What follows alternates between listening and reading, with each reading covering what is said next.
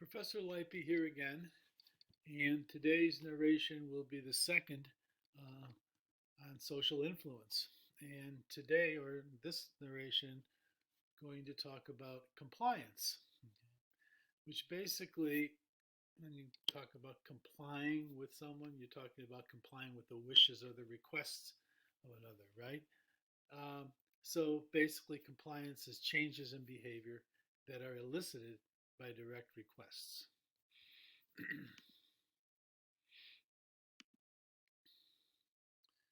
So we could talk a little bit about just basically list some of the ways in which through discourse between people, okay, influence may be elicited or attempted. So, for example, we actually talked very early in the semester as an example of an experiment, a study that compared speech rate and persuasion. Okay, and the faster speakers were tended to be more persuasive, as long as it wasn't a really important topic. Okay, well, talking fast and sometimes catching people off guard can improve compliance rates. Okay, you would have no time to counter argue when and you're caught off guard, so you're not going to be taking the central route to being influenced, if you will. Okay, uh, we can be disarmed by the simple phrasing of a request. Okay, the way it's asked. Okay, and we will see examples of that really in a moment. Okay, how you ask for something can be more important than what you ask for, and that we'll see some examples of how that's true. Um, and as we've seen in a discussion of mindlessness, we often respond mindlessly to words, remember, because, okay, without fully processing the information they're supposed to convey. Remember the photocopier request study. And finally, when we're in a mindless state, okay, a sudden disruption of it, okay, something that pulls you out of it and into um, some awareness, some alertness of what's going on around you, that can increase compliance because you haven't had a chance to really prepare for what's coming. Okay, so you're taken by surprise. Sometimes that has an effect. Okay, of increasing the likelihood that you're going to comply with the request that comes forward. So uh, we're going to talk now about social influence via learned heuristics. Okay, and this we're going to be looking at Robert Cialdini's theory and model of how social influence works through kind of automatically prompting through heuristic cues out there in our environment, a compliance response. The first thing to do, however, is to watch this video, which basically summarizes and talks about Cialdini's influence heuristic model. Okay, this video can be found in the video theater. So let's watch this video.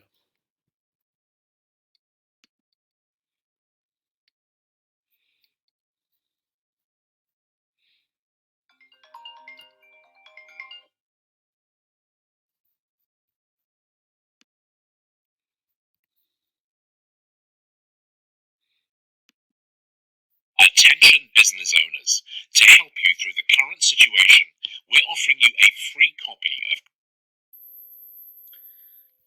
Influence, the Psychology of Persuasion. In this presentation, we are going to understand persuasion as the art of compliance, getting others to say yes to our requests.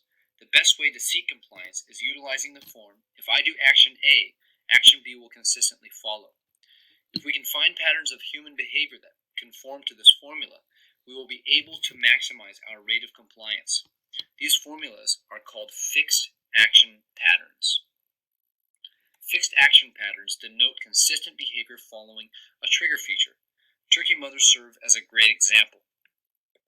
Turkeys are good mothers, loving, watchful, and protective. They spend much of their time warming, tending, cleaning, and huddling their young beneath him. But all this mothering is triggered by one feature: the cheep cheep noise of baby turkeys, to the extent that if a chick makes the cheep cheep noise, its mother will care for it. If a chick does not make the cheep cheep noise, its mother will ignore it or sometimes kill it. Now, how can we be sure that the cheep cheep noise alone triggers this mothering behavior? We can introduce the turkey mother's natural enemy, the polecat. Experimenters found that even a stuffed replica of a polecat received an immediate and furious attack from a turkey mother.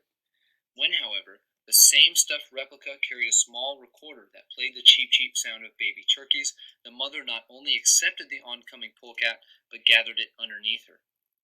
When the machine was turned off, the polecat replica was viciously attacked by the mother turkey. Evidently, the trigger feature prompting the consistent mothering behavior of turkey mothers is nothing more than the cheep cheep sound. So let's look a bit more at trigger features. A trigger feature, then, is a stimulus consistently prompting a fixed action pattern. A male robin, acting as if a rival robin has entered into its territory, will vigorously attack nothing more than a clump of robin redbreast feathers, and it will virtually ignore a perfect stuffed replica of a male robin without redbreast feathers. The same behavior is found with a blue-throat hummingbird, in which the trigger feature is blue feathers. We have seen that specific actions will consistently follow a trigger feature. Turkey mothers will only respond to its young if they make the cheep cheep sound. Male robins will only attack another if the invader displays red breast feathers, and the same behavior is found in the blue-throat hummingbird with respect to blue feathers. So you may be wondering, what are the trigger features of human behavior? How can I consistently and mechanically trigger automatic compliance? How can I get people to robotically say yes? In humans, because triggers an automatic compliance response, people like to have reasons for what they do, whether it be complying or requesting. Harvard social psychologist Ellen Langer's experiment demonstrated this by asking a small favor of people waiting in line to use a library copying machine. First, someone requested, "Excuse me, I have 5 pages. May I use a Xerox machine because I'm in a rush?" Here, because plus a good reason resulted in 94% compliance. Second, when one requested, "Excuse me, I have 5 pages. May I use a Xerox machine?" Fewer complied. No because plus no reason resulted in 60% compliance. But what was the reason for the 34% difference between the first request and the second request? Was it the content of the reason or the mere fact that a reason was given? To determine this, a third request was given. "Excuse me, I have 5 pages. May I use a Xerox machine because I have to make copies?" Here, because plus a nonsense reason resulted in 93% compliance, even though no real reason was given and no new information was added. So we add because to the list of trigger features of human compliance. The lesson here is that if you want to cut in line or make a small request, offer a reason, but make sure you say because. Expensive equals good is another trigger for automatic compliance. For example, Cialdini's friend who recently opened an Indian jewelry store in Arizona was having trouble selling her turquoise pieces. She tried pushing them harder to customers, slightly lowering their prices, and changing the display and the display location. The night before leaving on an out-of-town buying trip, she scribbled an exasperated note to her head saleswoman. "Everything in this display case, price times 1/2.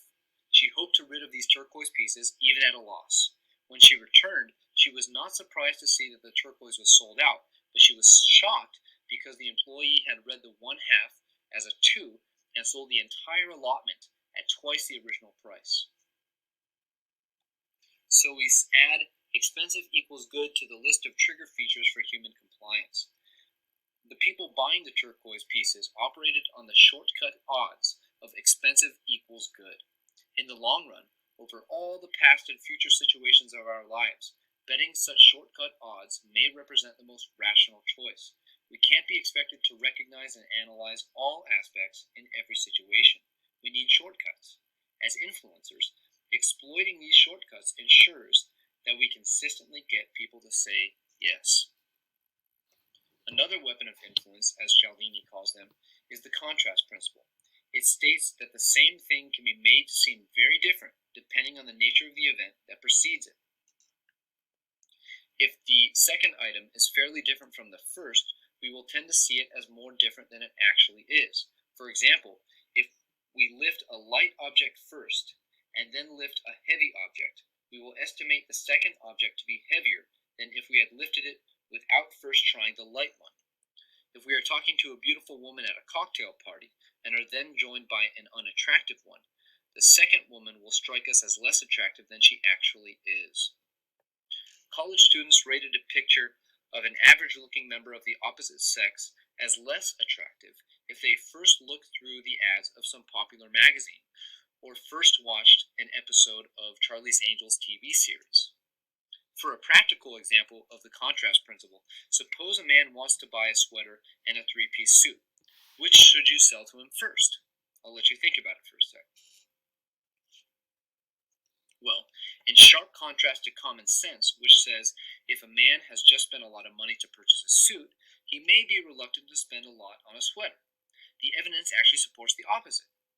Sales motivation analysts Whitney, Cuban, and Murphy state that a man will always pay more for accessories if he buys them after the suit purchase. Therefore, you should sell the suit first. When it comes time to look at sweaters, even expensive ones, their prices will not seem as high in comparison.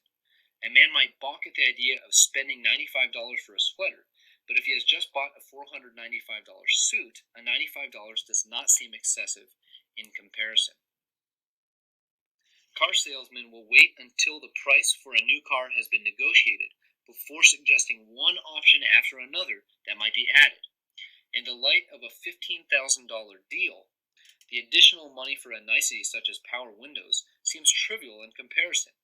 As many may know, a budget-sized final price figure will skyrocket from the addition of all these seemingly little options. The customer has only to blame himself. He alone fell for the contrast principle. So we add the contrast principle to the list of trigger features for human compliance. For your own amusement, you can physically experience the contrast principle by placing your right hand in a bucket of hot water, your left hand in a bucket of cold water, then remove each hand and place them into a single bucket filled with room temperature water. The hand from the hot bucket will feel cool, and the hand from the cold bucket will feel warm. Hence the principle, the same thing can be made to seem very different depending on the nature of the event that precedes it. Go ahead and use these three weapons of influence. You will quickly see that these weapons will help you realize the desired formula mentioned earlier. If I do action A, action B will consistently follow. Here, action B will be one of automatic compliance.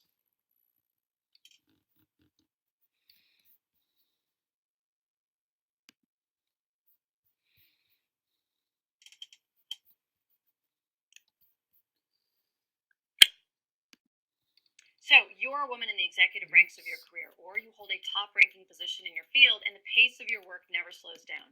If you're wondering how you can keep up with your career, Okay, so there is a nice little summary of the idea that simple heuristic can have an influence. We saw some of them, but let's in that video. But let's unpack the video a little more. Okay, so basically the idea here, and this explains the examples of the turkey and the polecat and the others with animals. So for those animals, there is this click and whir thing, that Cialdini talks about. Okay, so the trigger is presented, and then an automatic result is the fixed action pattern. Okay, so it's click and the behavior starts. Okay, so it's an automatic kind of response, and sort of with people. Okay, we have the same kind of thing for certain kinds of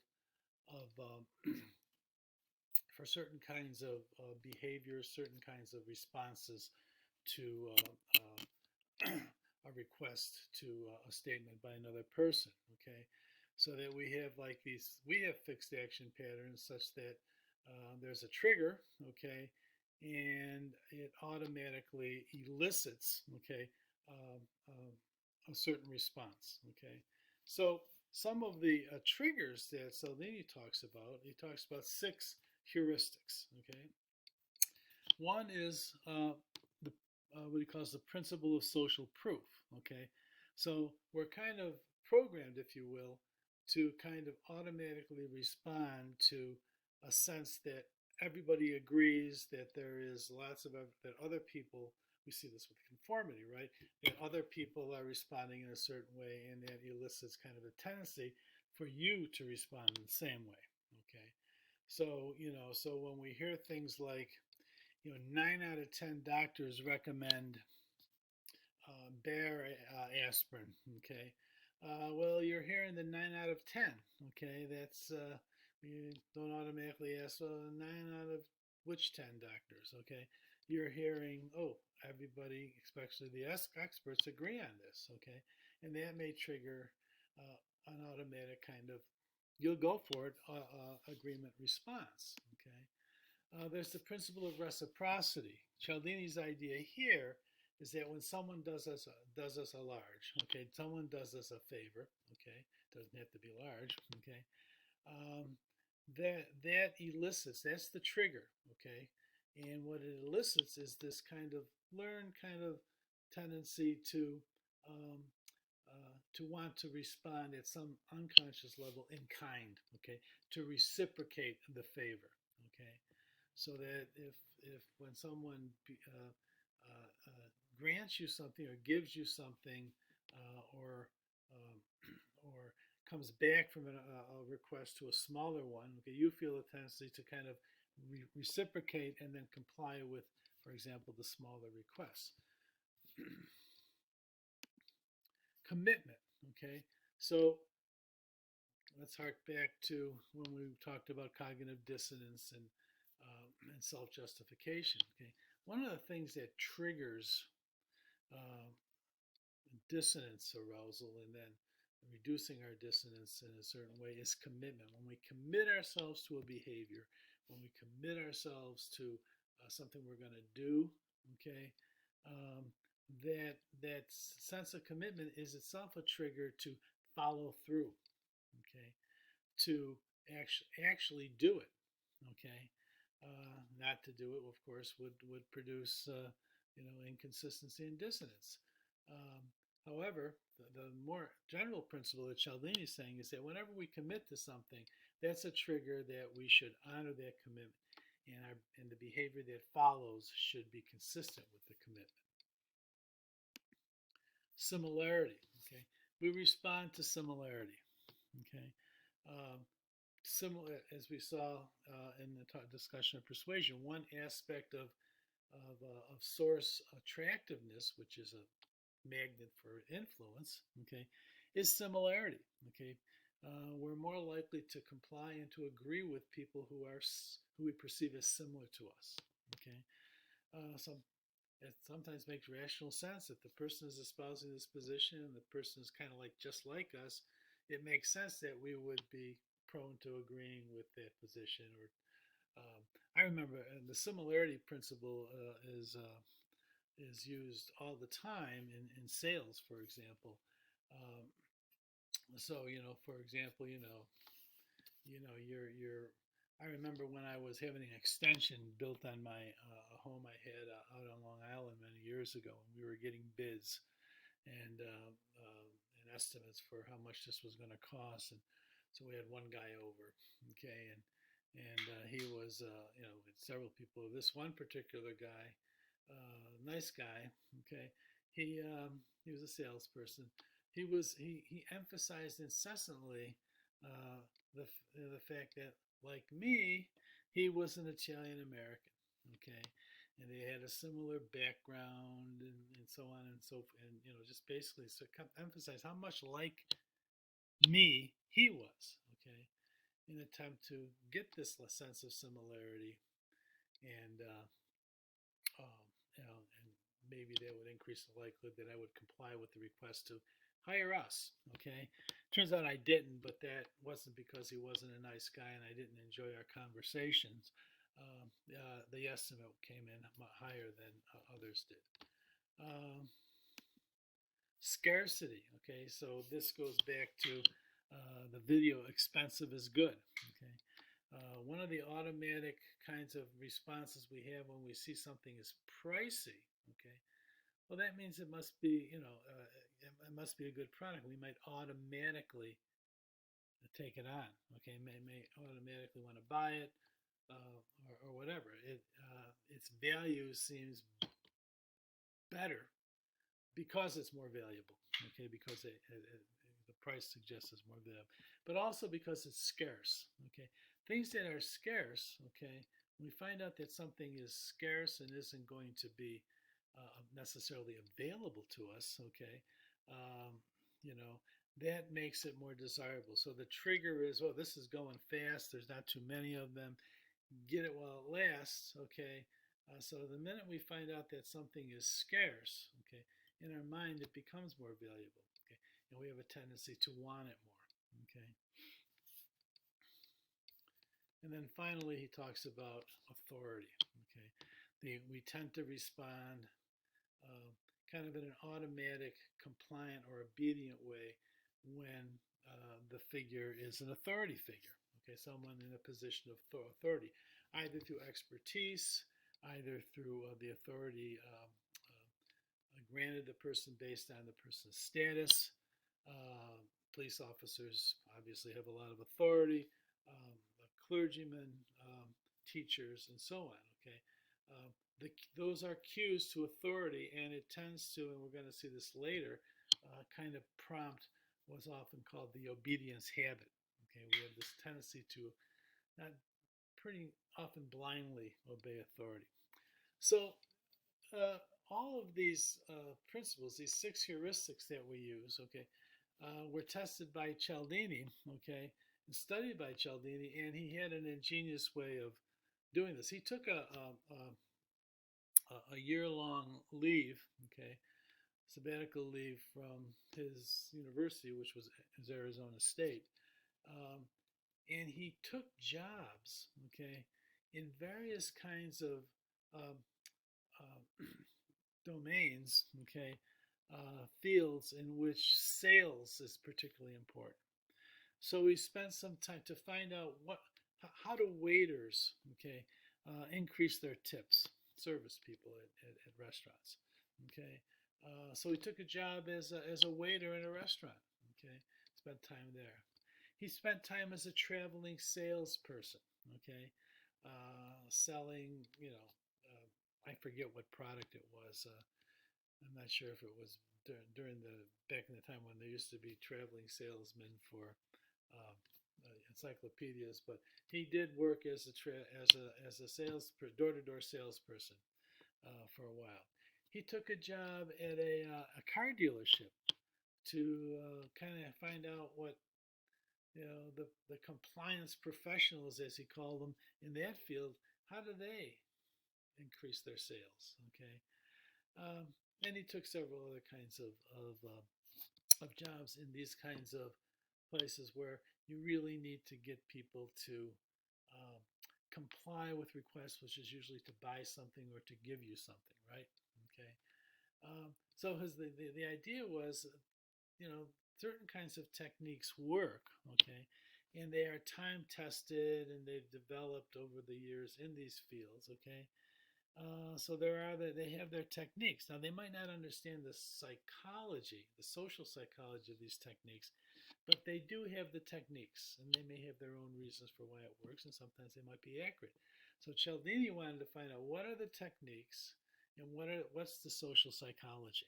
Okay, and that's where he came up with the principles of social proof. Okay, and these 6 heuristics. Okay, social proof, reciprocity, etc., etc. Okay, um, okay. So, um,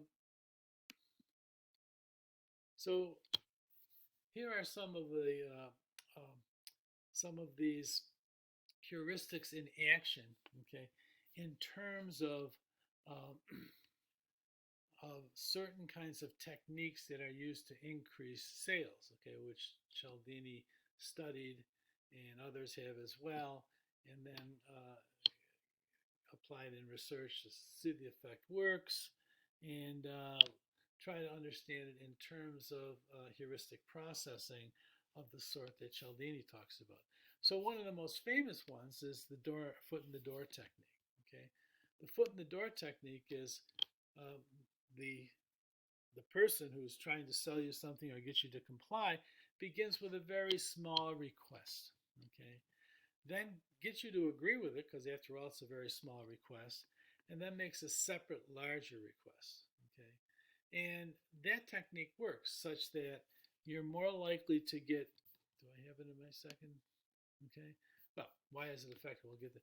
You're more likely to get compliance with this larger request. Okay, if you have actually gotten the person to agree to a smaller one. Okay, than if you just go right off the bat with the larger request. Okay, so the name comes from door-to-door salesman. It's lore. Okay, so the idea that the door-to-door salesman has is if I can just get my foot in the door, if I can just get the person to agree to let me in, okay, that's you got agreement with a small request. I'm likely to make a sale. Okay, okay. So I just need to get my foot in the door, and then I become more likely to be able to make a sale. Okay, so I get the person to comply with a small request, letting me in to show her the stuff, rather than giving my spiel outside. I'm going to be more likely to get agreement. Okay, and there's been lots of studies supporting that. Probably one of the earliest ones. Okay, was a study that was um, done back in a field experiment done back in the 60s. Okay, there's been many studies done on the foot in the door. It's a very effective technique, and you've probably experienced it out there in the world many times, as have I. Real famous study. I had people. I had the researchers had their assistants going door to door in a suburban neighborhood where there had been, some complaints about, people driving too quickly, not enough, too fast, not enough stop signs, etc. There was some issues with the safety in this suburban neighborhood of the traffic. Okay, so the assistants were trained to go out. Okay, and they went to door and they said, we have this petition, okay, having to do with safe driving, okay, in our neighborhoods, okay, and we're wondering if you would be willing to sign this petition. We're going to take it to the town and and try to get them to sort of act on this in some way. It's just a petition that you're in favor of, you know, sort of coming up with ways to limit traffic speed in these suburban neighborhoods. So they went to households, and half of the houses they went and they made this very small request. Okay, um, and they got compliance. Okay, and in some of the other in the control houses, they didn't go to these homes. Okay, so they didn't. There was never a small request. Uh, Later, a week later, okay, they come back. They go back to the houses that had never been visited. Well, they're not going back for the first time, and to the houses where they got the petition signed as well. Okay, and then the request now, the big request would be, you would be willing to have us put up this sign, which was please drive safely. Okay, in your front yard. Okay, it was a big ugly sign. Okay, which would require kind of digging up the yard and a little bit, and putting posts in and putting the sign up. Really large request. But what they found was very few people in the control condition, where that's the first they're hearing about this, no first agreement, uh, agreed to this large request. But in the case of where people had first been asked to sign the petition and did, you got a significantly higher percentage of the people allowing it. Okay, so they got the foot in the door technique work. The small request, sign the petition.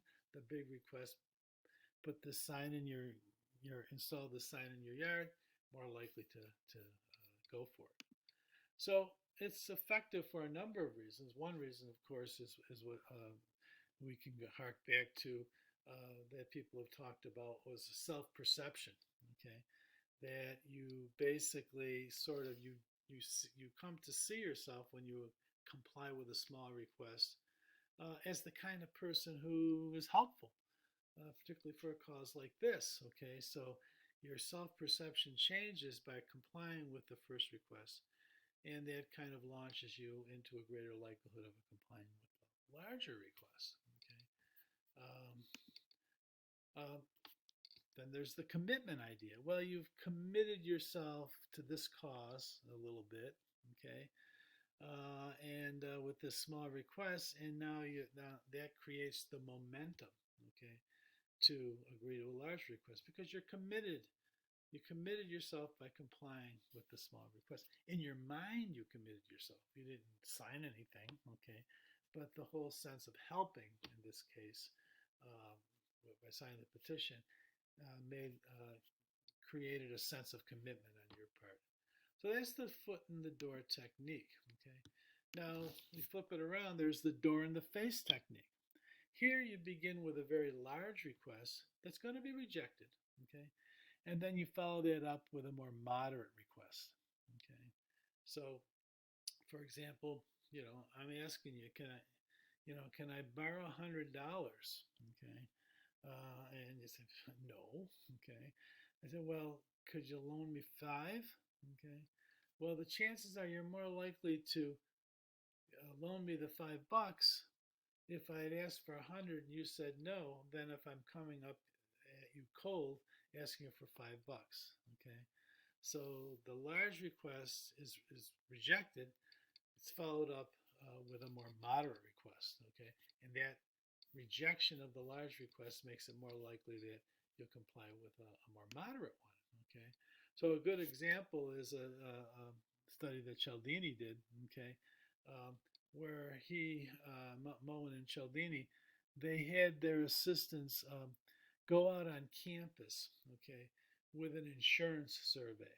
Okay, about insurance. So they basically, they went up to people, some people, and they asked them, uh, so, would you be willing to spend the next 15 minutes uh, and complete this survey? It takes about 15 minutes. It's about insurance and so on. And they got about 29% of the people agreeing to do so. Okay, but in another condition, they first asked people as they're going around campus making this request. Uh, to complete a 2 hour survey / interview. Okay, something that would take 2 hours. Okay, they first asked them that, and of course everybody said no. I don't have 2 hours to be interviewed about insurance. Okay, and take this lengthy questionnaire survey. Okay, so then the person said after there was a refusal, then the question is, well, would you be willing to take this 15-minute survey? Okay, it'll only take 15 minutes. And you see, if they're first asked the big request and rejected it, refused to do it, you find that they're much more like that 53% of the time they agree. More than half of the people agreed to the 15-minute survey.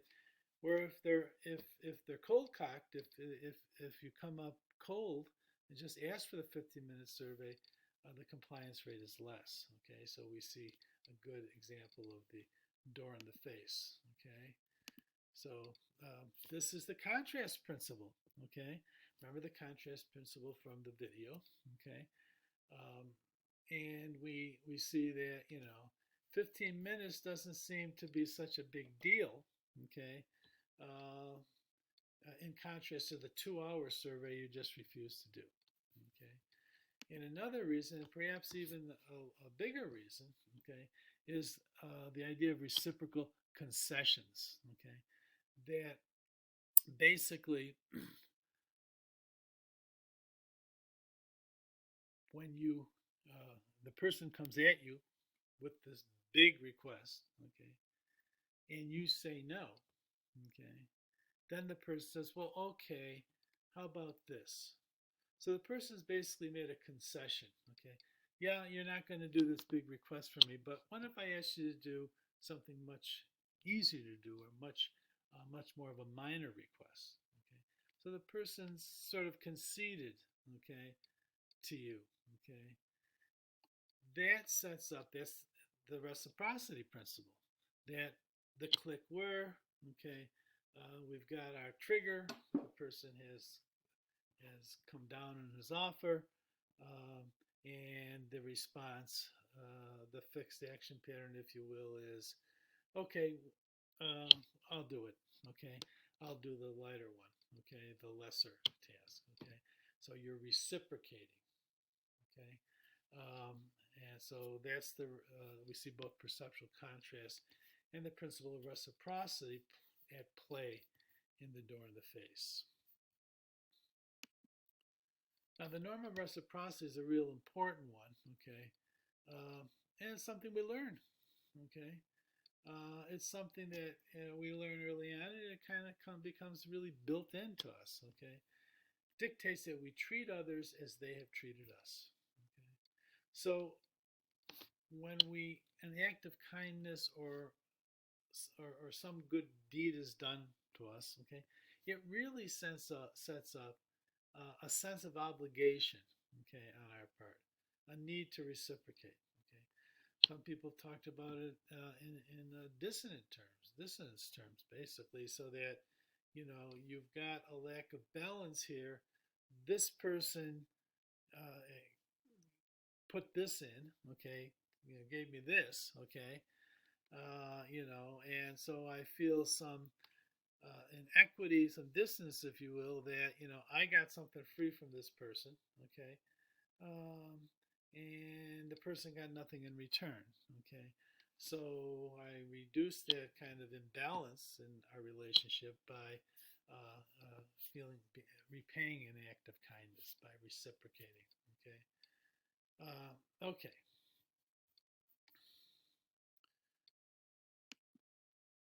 So let's look at a couple more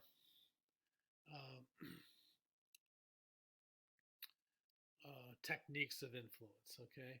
So that illustrate the click-where heuristics ideas that Cialdini gave us. So there's the idea of lowballing, okay? Lowballing, okay? Uh, the meaning of lowballing in common parlance varies, okay? But the traditional meaning of the term out in the street has been that you get agreement with a request, okay, and then you increase the size of the request by revealing the hidden costs. Okay, so you've agreed. Okay, uh, you've agreed in principle. Okay, um, and then you find out that there were hidden costs, and that request is actually going to be larger than what you originally agreed to. Okay, and uh, uh, the general idea is that, and this is what car sales people have used historically, is that if you can get agreement with a request, okay, and then you come back, you lowball the person and say, well, I can't do that, okay, it's going to cost a little bit more, or you got to take it with this, and so on, okay, it's an effective technique. So when Cialdini actually learned about this firsthand, that it'll work this way. There'll be a customer, okay, looking at a car, seems very interested. The salesperson comes by and basically says, hey, you like this car, huh? And the person says, yeah, show it to me. So he shows it to him and goes through it all. He goes, I can get you that car for, and then he names a low ball price, okay? A low price, okay? I can get a deal like this for you, okay? Would you take the car for that? He goes, absolutely, okay? So the customer says, yeah, I want that car. I want to buy it given the price that you just offered me. Okay. The salesman says, okay, let me go work this out with my manager, fill out some paperwork, and I'll be out back in a little bit. The manager goes to the office. I mean, the salesperson goes to the office, doesn't do much, just sits around, has a cup of coffee, plays a little bit of waste paper basket basketball, talks with people, and lets 20 minutes go by. Okay, maybe 25. Okay, comes back out, says to the customer, you know, we just can't do it for that low of price. My manager just won't go for it. It's too close to dealer cost. We won't make anything on this. Can't give it to you for that much. I thought I could, but I can't. But we can give it to you for, and there's an escalated price that's presented. Okay. Uh, okay. So what is the customer going to do? Well, the chances are, what the customer probably should do is say, I agreed to a lower price. I'm not going for this more expensive price tag that you now put on it, and walked out the door. But more often than not, the customer basically goes for it. Oh, okay. Well, uh, I'll take it anyways. Okay. So you've and if you and the it's a lowball technique, because if you would come with that price, the final price, the higher price, initially the person would have bought and said, no, that's too high. Okay. But you've lowballed the person by getting the person to agree to the smaller amount, agree with that request, and then uh, and then you've increased the size, and then you've gotten the person to agree to the small one, and that somehow, why is it effective, makes it more likely the person's going to agree to the higher price in this case. Okay, well, that's the psychology of commitment. Okay, you haven't signed anything, but you said, I'll take it for that lower price. Remember at the beginning of the salesperson customer exchange, I'll take it. Okay, so you've got a commitment, a verbal commitment. Okay, and in the person's mind, you've got commitment. Okay, now the person's thinking of himself as well. I'm going to have this car. You get more and more married to it as you think about driving this baby home. Okay, pulling into your front yard, your front driveway, and or wherever you park on the street or whatever, and your neighbor's seeing it, and being impressed, and you're loving the driving. You've already put yourself in the seat. You've committed to it. So not only have you made a commitment to the salesperson, an informal one, a verbal one, but you're in your mind, you're becoming committed. Okay? And then there's this sense of obligation to make good on implicit promises. Okay? So what do we mean here? Okay? Well, this is a form of commitment, but it's tied to the specific requester. Okay? So you've implicitly sort of promised the salesperson that you're going to take the car. Now, you haven't really promised them, but you know the way the mind works when you're in a salesperson. That's Cialdini's point. Okay, so you feel this sense of obligation. Okay, to this trigger. Okay, that was your sort of verbal commitment. Okay, and so that builds up on you, and you carry out the obligation that you imagine that you have. Okay, so that's the lowball technique, and so we can see how these techniques all work through basically a lot of heuristic processing, a lot of well-learned kind of automatic, kind of implicit unconscious responses to something in the way the sale was couched and framed and presented to you, or the request was. Okay, and the final one we'll talk about is the that's not all technique.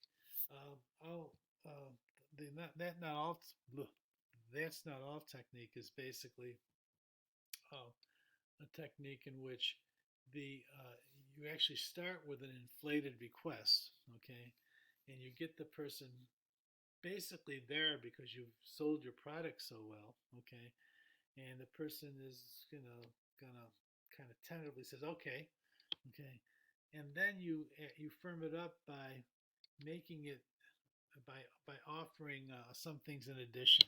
Okay, so you know it's a bake sale. Hey, I got this the delicious chocolate cake that I can sell you. What do you think? It's a couple of bucks. And you say, boy, I'd really like to have that.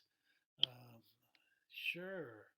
Um, and then the person says, and if you do buy it, okay, I'm going to throw in a cupcake.